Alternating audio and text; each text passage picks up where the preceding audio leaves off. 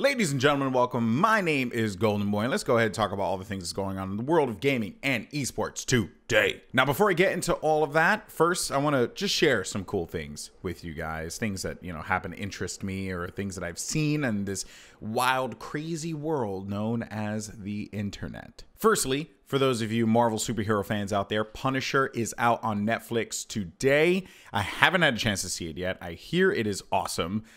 Please don't spoil it for me, if you don't mind. I'll be very sad, and you wouldn't like me when I'm sad. It's kind of like the inverse of the Incredible Hulk, right? Where the Hulk gets like strong and green and powerful and all that stuff. When he's angry, I become red and rather introvert and pouty when I'm sad, and no one really likes that. For those of you who are going to be tuning in and checking out The Punisher, let me know what you think. I am curious. If you think it's good, no spoilers, but if you think it's good, let me know. Also, I want to give a special shout out to Sergeant Ballistic. Ballistic actually has a YouTube channel, has way more subscribers than I do, but there's this one video in particular, his most recent video, which is his 2017 setup video. It is ridiculous. Seriously. If you haven't checked it out yet, I implore you to do so. I'll put a link in the description down below, but it is awesome. His PC rig, unbelievable. It's like a whole themed set from G.I. Joe. I couldn't believe it. Also, his cable management and the things he has around his office, insane. So seriously, Ballistic, you have an incredible setup, and it's inspired me. So I'm going to be working on my setup, because while behind me this may look, a little nice, right? A little presentable, if you will. In front of me, it's like just a tornado came through here. I mean, I have crap all over the place here. I got like my wallet just happens to just be here. I don't know why I got this thing that connects to my Astros. I don't know why that's there either. I just have, what the hell is this? I think it's just a GameStop bag. Why is a GameStop bag here? Like, I have no idea. I think there's also some plastic. What's this plastic for? I have no idea what this plastic is for, but it's here, and I need to clean it up. Guys like Ballistic definitely inspire me to want to make my office setup better. So check it out if you haven't had a chance to do so yet. Now, the big news. So I did a video about this the other day, and this was about the Star Wars Battlefront 2 situation and the situation that EA has kind of put themselves in. Before I get into it, once again, because I want to be 100% transparent with everyone, even if they're a new viewer, an old viewer, whoever it may be. I have done work with EA in the past. I have actually hosted the Star Wars Battlefront 2 multiplayer reveal at E3, at EA Play this year. And while I do have a relationship with EA, I am going to be 100% honest and also give my opinion. This has in no way been affected by my relationship with EA at all, because this is a discussion, and I want to have a thoughtful discussion with you guys. That's not to say I'm going to come out and defend EA, and that's also not to say that I'm going to bash EA, but rather I'm going to present what I believe is valid arguments and valid perspectives, and then we'll just see where we go from there. So when I made the last video, I didn't really have that much experience with Star Wars Battlefront 2 besides playing the beta, so I was going mostly off of what people were saying online.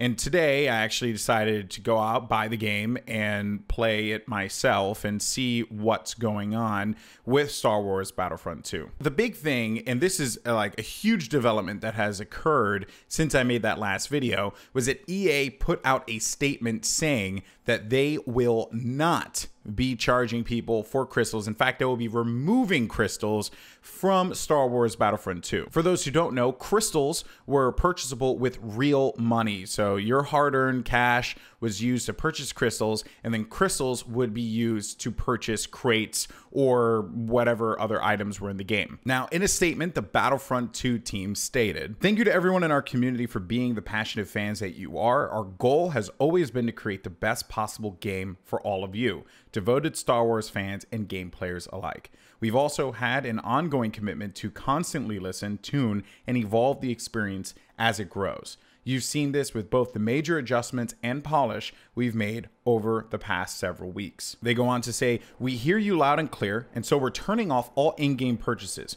We will now spend more time listening, adjusting, balancing, and tuning. This means that the option to purchase crystals in the game is now offline." They then go on to say that they will turn that feature on at a later date. Now, many people are applauding EA's decision here, but others are still criticizing them, saying saying that it is a PR Hail Mary.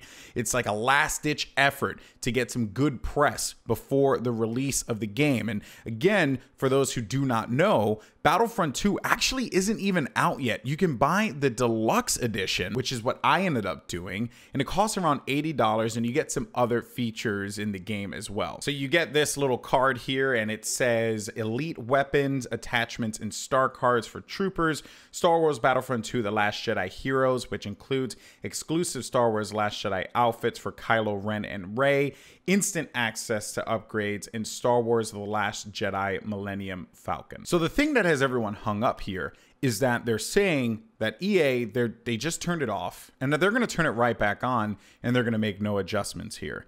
And this is the part where I think we as a society have become prone to just constant letdowns, whether it be in our politics, in our social lives, in our work lives, whatever the case may be. We have just become very critical and very cynical as a society. So a lot of people are just going out and saying, well, screw EA, I'm not going to buy the game anyway. They're just going to turn on the transactions, and they're not going to do anything to address the problems that people have had with the game. And to that extent, I mean, whatever floats your boat, right? You could choose to believe or not believe that DICE and EA are going to go back to the drawing board and see what they can do here. But a lot of people are mad that they're even considering the idea of turning back on the real money transactions for the crystals in the game. This is something I think a lot of people really don't realize here. EA had to create a strategy for post-release that they could use to then profit off of the game after it's already been out. Because remember, we're in an industry now where games are viewed more as a service rather than just a standalone product. And in fact, consumers want services. They don't want standalone products, because back in the day, you'd have a game and the game could be insanely broken, but the company would never go back and adjust it, not put out a patch, not fix some bugs. And for some people like speedrunners or whatever, that's something that I'm sure that they enjoy. But for other folks who just looked at it as game-breaking bugs that ruined their experiences, it kind of turned them off to it. So now you have this ability to patch your game. You have this ability to do some post-release support. And that's why these games have kind of become services and not necessarily just standalone products. And with it being a service, now you're in this position where it's like, well, we got to make stuff to keep people engaged and keep people interested. And that was what I talked about in my previous video. Retention is what makes the world go round for a lot of these companies, because they want to keep you engaged. Everyone is competing for time. Everyone's competing for your time. You're so special that everyone wants you playing their game, watching their show, watching their sporting event, whatever it may be.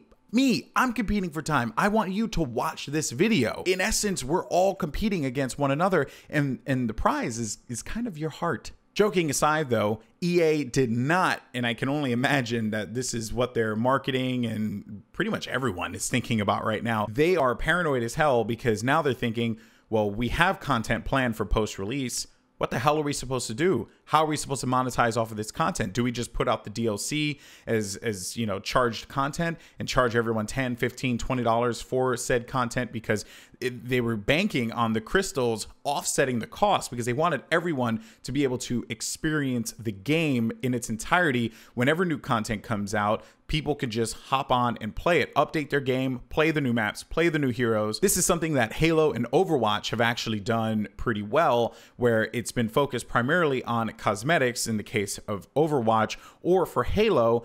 And this is where it gets really interesting. Warzone is affected by rec pack purchases. Now, I don't know how many people are familiar with this, but when Halo 5 was coming out, and I said this in the previous video, that I had felt like it was a crazy idea to charge people to open packs if they wanted to, and then they would get access to new items in Warzone. Warzone is a multiplayer mode made by 343. It's a game mode where people go in, they fight against the AI, they fight against each other, and they use the items that they gain through rec packs in order to play the game. Now, you can play the game with no rec packs whatsoever. You can go in there with your pistol, with your assault rifle, and honestly, if you're good, you're good. You're gonna get kills no matter what. You can also use rec packs to get rocket launchers and vehicles, but rec packs aren't just gained by purchasing rec packs. You can actually use in-game points or credits to purchase those rec packs. So Either way, you were going to get yourself some free items no matter what. But for those people who kind of just wanted to expedite the process, they could buy like 50 gold rec packs and then just open them all in a row and see what they get. It would be a combination of skins or armor sets or headpieces or some guns. You can get modifications to a battle rifle, modifications to a DMR. You can get a cool looking Scorpion tank. You can get some cool vehicles. It was really just whatever the pack decided to give you. And that's a very similar system to what we're seeing here in Star Wars Battlefront 2. In fact, it's practically the same thing. So people are mad about that. People are mad that you have to spend credits, you have to spend points or crystals in order to get these items, but you don't necessarily have to. And in fact, if you just play the game, you would end up unlocking some points and then unlocking some loot boxes along the way. And this kind of leads me to another thing, which was the original Reddit thread that caused this crap storm. And it's interesting because the guy was complaining about not being able to play as Darth Vader because he purchased the game. He should have access to all the characters. And this is a fundamental problem with, honestly, the community right now. And this is just not just Star Wars. This is across the board. Everyone wants everything, but they don't want to put any effort toward it.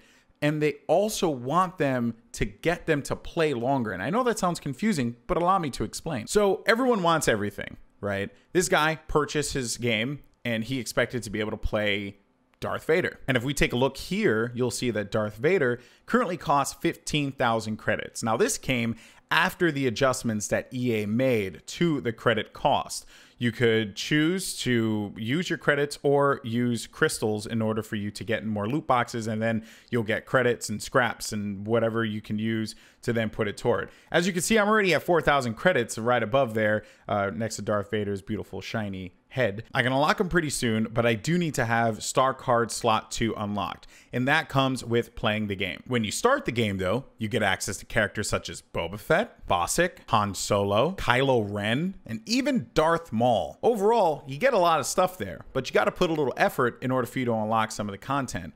And that leads me to the second point, which is the effort.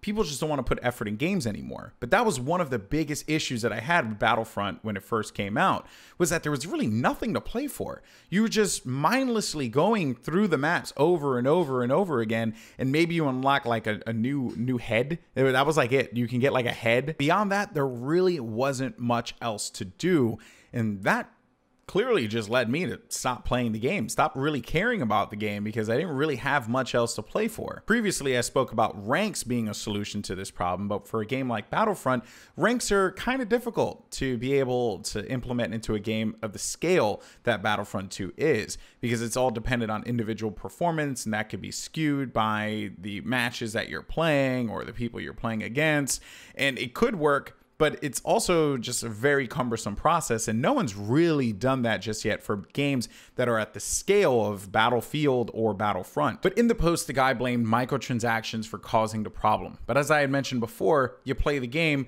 and now with the adjustments that EA made to the characters that you can unlock, I can unlock Darth Vader relatively soon. Now, that's not to say that the microtransaction situation isn't something that needs to be looked at, because I do think that when you put in microtransactions that affect the game, it definitely has some issues. It's clear that people just don't like that, and they'd much rather it be down to purely cosmetics in order for them to be okay with the idea of microtransactions. And there's some people who just don't want microtransactions altogether. And I feel like this is an argument that really, it's never going to end. And there are people like me who'd much rather have the loot box system in a game rather than having to pay $25 for DLC every time they come out with it. Honestly, I didn't even buy the DLC. I just stopped caring. I didn't even purchase it. If I ended up getting it somehow, that was cool, but most of the times I just didn't even bother because it broke me up from everyone else who was playing the base game. So now here we are, where EA has done something to try and rectify the situation. Some believe they did it as a PR Hail Mary. Others applauded their decision. And no one really knows where this goes from here. I mean, to be honest, I have no idea, because microtransactions are something that the industry has kind of just adopted because it supplements costs for other things. Do we go back to the whole DLC season pass system?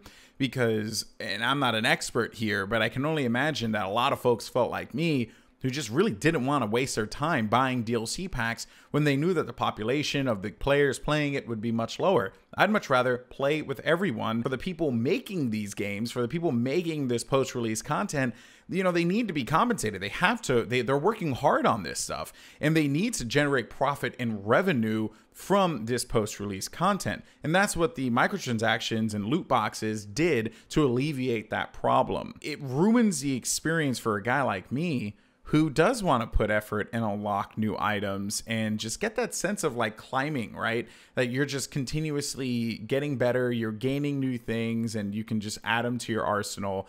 And that's fun. I can't imagine playing a Call of Duty game now where I don't play pubs and unlock all the guns and stuff and unlock all the attachments and unlock all the perks. I don't know, to me, that's just fun. I like the idea of progression in video games, but it seems like people just want everything given to them, and they don't want to have that system in place at all. And then there's the issue with the crystals and the real money transactions that are taking place in the game. And I do agree that to an extent, they need to be dialed down a little bit. I would like it only to be cosmetics. And I think a lot of people would feel the same way. I just don't know what the limitations are with the Disney license, with EA. Like, what are they shooting for here? Because I've opened some loot boxes, and you know, I've gotten emotes and I've gotten star cards, and nothing's really affected my experience. I mean, I'm still going out there and slaying fools left and right. I know a lot of people aren't having that same kind of experience, or don't feel like they're having that same kind of experience. And to that, I certainly do feel bad for them, because all in all, Star Wars Battlefront 2 is a pretty fun game, and I do enjoy it. But I also understand if people aren't enjoying it because they feel like they're being cheated. And then you just have the camp who, honestly, I think are the minority that just want to watch the world burn. Like, they're okay. They're not going to buy the game. They were never going to buy the game, but they simply just wanted to join in the fray, join in on the downvoting spree, join in on the negativity. They live for that kind of reaction. There's really no solution to satisfy those people. Even when EA announces that they removed the transactions, they found the line that said that they were going to reintroduce them later on and clung onto that. They held onto it and said, this is a problem. EA is going to screw us again in the end. And can you imagine if EA didn't put that line in it and then a couple weeks later decided to reintroduce the real money transactions into the game again? Can you imagine how like horrible that would be and the uproar that that would cause? I mean, at least they said that they were going to reintroduce them again. I mean, this has been a significant part of their profit strategy. This is what they were banking on to give them long-term sustainable profit in order to create content post-release. And I know that this video is going to rub a lot of people the wrong way, because folks are going to feel like I'm defending EA here. My big issue is the fact that people complain about progression systems. That to me bothers me, because I enjoy that, because that's the reason why I would play the damn game to begin with. If there was nothing to play for, then I just really wouldn't care. And there are no ranks in Star Wars Battlefront 2. I'm just not going to care about playing the game long term if I have nothing left to play for. Maybe I'll play a couple maps with my buddies here and there, but then after that, I'm done. And then I move on to the next thing. I move on to the thing that's actually going to give me some kind of value, because when I play games, I like to play games and grow and continue to climb that you know, figurative ladder. But that's going to do it for me. If you happen to enjoy this video, give it a like. If you happen to enjoy the content I'm creating, subscribe if you get a chance, if you'd like to. But most importantly, I want to hear from you guys. Post in the comment section down below, because I think that we should continue to strive to have a dialogue, to talk about these things, rather than just getting angry and, you know, cursing and yelling and screaming. Let's actually talk about these issues. And I am really curious as to what you guys think about my opinion, my perspective, and also I want to hear your opinion and your perspective. Thank you guys so much for watching, and I'll catch you on the other side.